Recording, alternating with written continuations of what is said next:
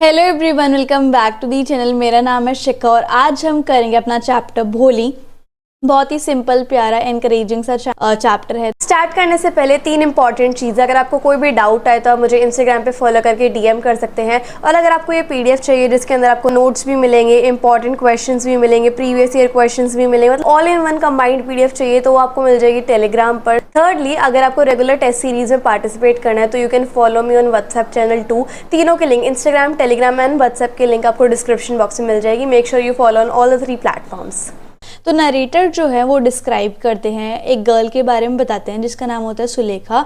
वो नंबरदार मतलब लैंडलॉर्ड रामलाल की चौथी बेटी होती है। और सुलेखा जो है बेसिकली उसका नाम भोली होता है। बचपन में उसका नाम भोली क्यों रखा होता है? क्योंकि वो बहुत सिंपल थी और बहुत स्लो लर्नर थी। ऐसा इसलिए हुआ था क्योंकि जब वो 10 महीने की थी तो वो अपने पालने से या फिर बेड से कह लो वो गिर गई थी और उसका हेड जो है वो फ्लोर पर लग गया था। ठीक है, तो इसकी वजह से उसके ब्रेन का कुछ पार्ट डैमेज हो जाता है जिसकी वजह से वो स्लो लर्नर बन जाती है।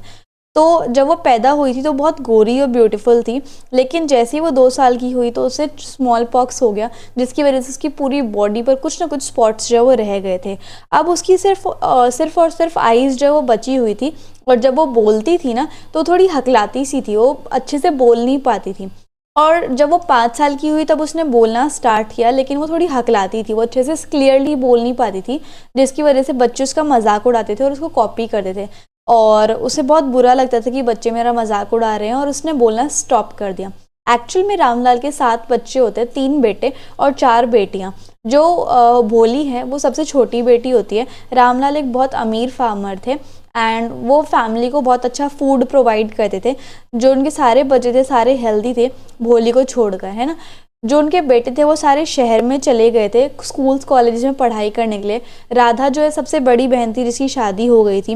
मंगला की जो शादी है वो फिक्स हो गई थी। अब चंपा जो उनकी तीसरी बेटी है उसकी बारी थी। सारी की सारी जो लड़कियां थी, डॉटर्स थी, वो हेल्दी और ब्यूटीफुल थी और उनकी शादी होना इतना कोई टफ काम नहीं था। लेकिन जो मेन टेंशन रामलाल को रहती थी वो अपनी 4th बेटी के लिए रहती थी, यानी कि भोली, क्योंकि वो ना सुंदर थी ना इंटेलिजेंट थी और उसके लिए ब्राइड ग्रूम ढूंढना बहुत ही ज़्यादा डिफ़िकल्ट टास्क था।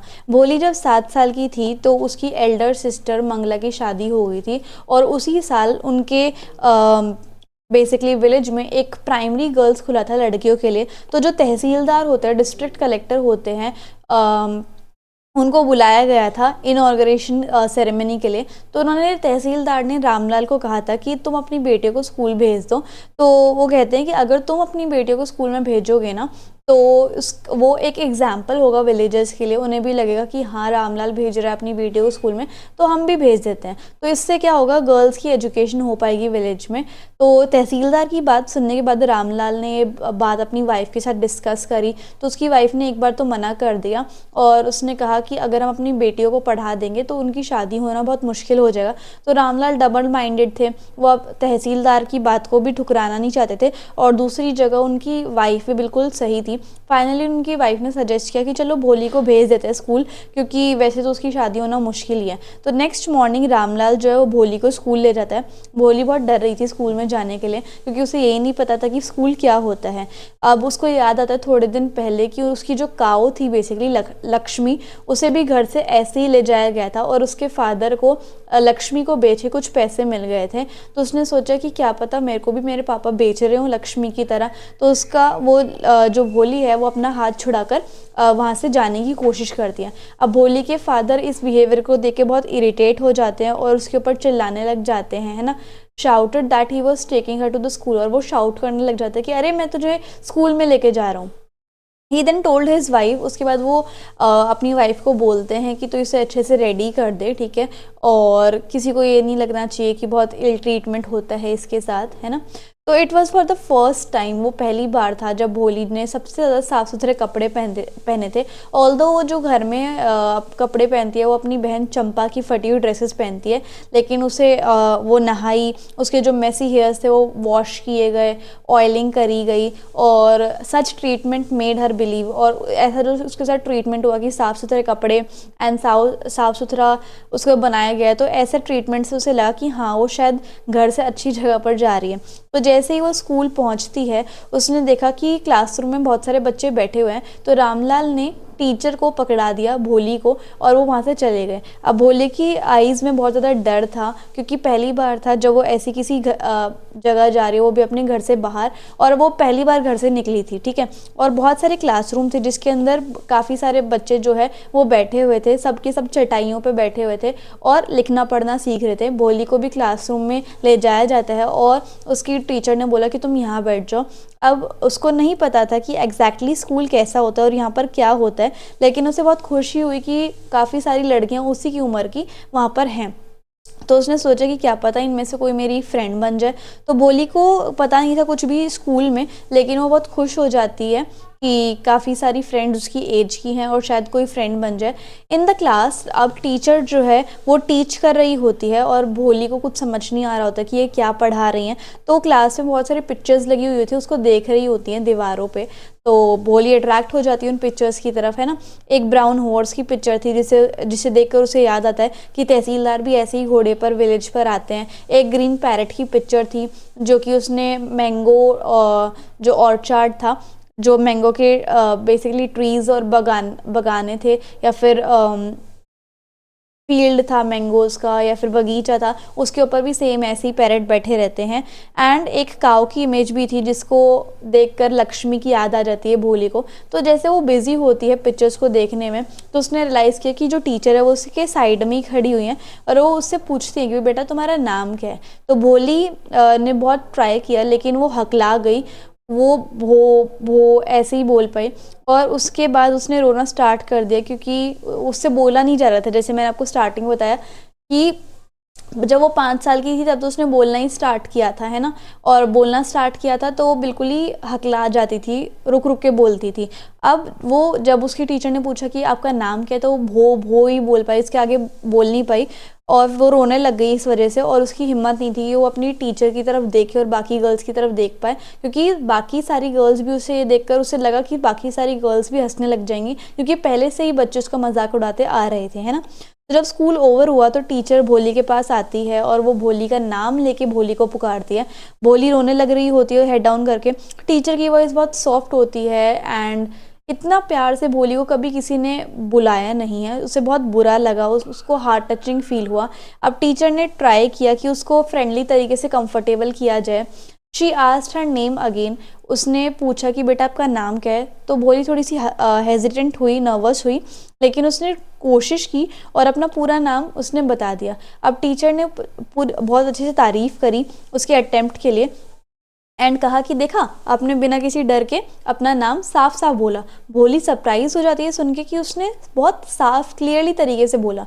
तो टीचर ने उसकी क्यूरियोसिटी समझ ली होती है भोली की एंड वो कहती हैं कि अगर तुम स्कूल डेली आओगे ना तो फिर तुम क्लियरली बोल पाओगे बिना किसी प्रॉब्लम के।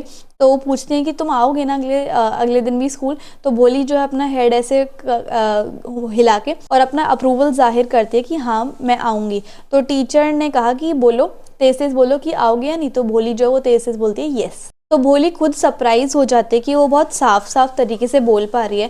टीचर ने दोबारा उसकी तारीफ करी एंड उसको एक बुक दी जिसके अंदर बहुत सारी पिक्चर्स होती हैं, जैसे डॉग, कैट, गोट की, जिसके अंदर अल्फ़ाबेट्स भी लिखे रहते हैं और बड़े बड़े साइज में वो अल्फ़ाबेट्स लिखे होते हैं हर पिक्चर के ऊपर, ठीक है।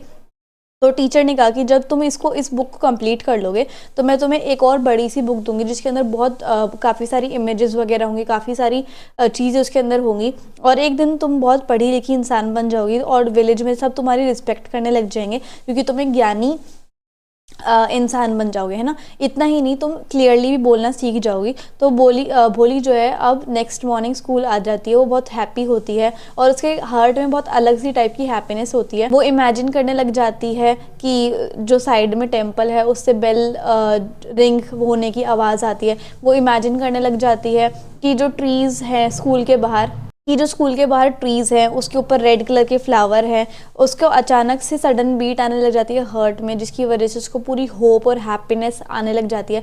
तो बहुत सारे साल बीत गए। अब विलेज जो है छोटा सा कस्बा, टाउन बन जाता है, छोटा सा शहर बन जाता है। प्राइमरी स्कूल अब उसका हाई स्कूल में बदल जाता है। सिनेमा हो जाता है, सिनेमा बन जाता है जिसको टिन शेड से कवर किया जाता है। एक कॉटन ग्राइंडिंग मिल भी आ जाती है टाउन में।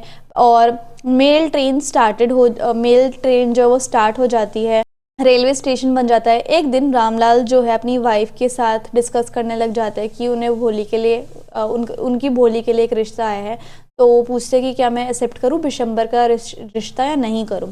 तो उनकी वाइफ ने कहा कि बिल्कुल एक्सेप्ट करना चाहिए क्योंकि ये बिल्कुल सुटेबल है भोली के लिए। तो उसने कहा कि बिशंबर के पास उसकी वाइफ ने कहा कि बिशंबर के पास एक बहुत बड़ी दुकान है, खुद का घर है, उसके बैंक में भी पैसे हैं और वो दहेज के लिए भी नहीं मांग रहा है। तो रामलाल थोड़ा श्योर नहीं था कि बिशंबर सही है भी या नहीं, क्योंकि उसकी एज बहुत ज़्यादा थी एंड वो हैंडीकैप भी था। वो बहुत ज़्यादा बड़ा इंसान था, मतलब बहुत ज़्यादा एज्ड इंसान था और उसकी पहली शादी से उसको बच्चे भी थे। तो that's why he is very grown up person, ठीक है। हिज वाइफ सेड दैट कि इसमें कोई बुराई वाली बात नहीं है अगर इतना एज गैप है भी भोली और बिशंबर में, तो क्योंकि भोली के लिए तो और कोई रिश्ता आने से रहा। तो वो कहती हैं कि वैसे भी बिशंबर दूसरे विलेज का है तो वो भोली की मेंटल कंडीशन के बारे में नहीं जानते होंगे और उसके बदसूरत चेहरे के बारे में भी नहीं जानते होंगे। तो रामलाल ने कहा कि वो बहुत वरिड है कि भोली कैसे रिएक्ट करेगी इस बात को लेकर। तो उसकी मदर ने कहा कि भोली तो बिल्कुल एक डम्ब काऊ की तरह है और वो कुछ भी नहीं कहेगी इस चीज़ को लेकर। तो भोली जो है बेड पे लेटी हुई थी पास में ही और अपने पेरेंट्स की बातों को सुन रही थी। तो जो ब्राइड ग्रूम है बिशंबर, वो बहुत अमीर इंसान होता है, उसकी ग्रॉसरी शॉप होती है, वो फूड आइटम्स और हाउस होल्ड गुड को सेल करता है एंड उसका बहुत अच्छा बिजनेस है। तो जब शादी वाला दिन आया तो वो अपने फ्रेंड्स एंड फैमिली के साथ आता है। बहुत तगड़ा बैंड होता है एंड हिंदी मूवीज़ की जो काफ़ी अच्छी अच्छी पॉपुलर ट्यून्स थी उसका बैंड में गाने बज रहे होते हैं। तो ब्राइड ग्रूम जो है वो डेकोरेटेड हॉर्स पे आ रहा होता है। रामलाल बहुत खुश होता है ये सब देखकर। उसने कभी सोचा भी नहीं था कि उसकी चौथी बेटी के लिए इतनी ग्रैंड बारात आएगी। तो भोली की सारी बड़ी सिस्टर्स जो है वो जेलस हो रही होती है कि कितनी लकी है ये। तो वेडिंग डे पे भोली को लेकर आया गया वेडिंग रिचुअल्स के लिए। उसको रेड सिल्क साड़ी में ड्रेस किया गया था। जैसे ही वो आई तो बिशंबर के फ्रेंड ने क्या किया, one of the Bishambar friend asked him to garland the bride. एक बिशंबर के फ्रेंड ने वरमाला बोला कि तुम अब वरमाला पहनाओ ब्राइड को। तो as she was about to put the garland, तो जैसे ही बिशंबर ने गार्लैंड पहनाने का इनिशिएटिव लिया तो एक वुमेन ने भोली का जो है वो व्हील उठा दिया, जो कि पहले तो वो व्हील यानी कि जो घूंघट होता है वो उसके चेहरे पे कवर कर रहा होता है, लेकिन किसी वुमेन ने उसका व्हील जो वो हटा दिया। तो धब्बे थे उसके मुंह पे, भोली के मुंह पे। तो जैसे उसने उसका मुंह देखा तो ऑब्जेक्ट करने लगा कि ये कैसा चेहरा है। तो उसके फ्रेंड ने उसको बोला कि तुम्हें इग्नोर करना चाहिए और तुम इतनी ज़्यादा जवान नहीं हो कि तुम्हें ऐसी जवान लड़की मिल जाएगी, ठीक है। तो बिशंबर ने रामलाल को बोला कि तुमने मुझसे ये बात छुपाई कि इसका मुंह ऐसा है और अब मैं तुमसे दहेज के 5,000 रुपये लूँगा और मैं ऐसी बदसूरत औरत से शादी नहीं कर सकता जैसी भोली है। तो ये सारे ब्राइड ग्रूम डिमांड सुनने के बाद रामलाल बहुत ज़्यादा अपसेट हो जाता है and he went to him. और उसके बाद वो जाता है ब्राइड ग्रूम के साथ और अपनी जो पगड़ी है वो उसके पैरों में रख देता है और उससे रिक्वेस्ट करता है कि आप 2,000 रुपये ले लीजिए 5,000 की बजाय। तो बिशंबर जो है अपनी ज़िद पर अड़ा रहा और उसने कहा कि आप अपनी बेटी को अपने पास रख लो। रामलाल ने रिक्वेस्ट किया कि आप ऐसे मत कहो क्योंकि ये मेरी प्राइड का सवाल है पूरे विलेज के आगे। लेकिन बिशंबर अपनी डिमांड पे अड़ा रहा, जिद पे अड़ा रहा कि मुझे 5,000 रुपये चाहिए तभी मैं शादी करूँगा।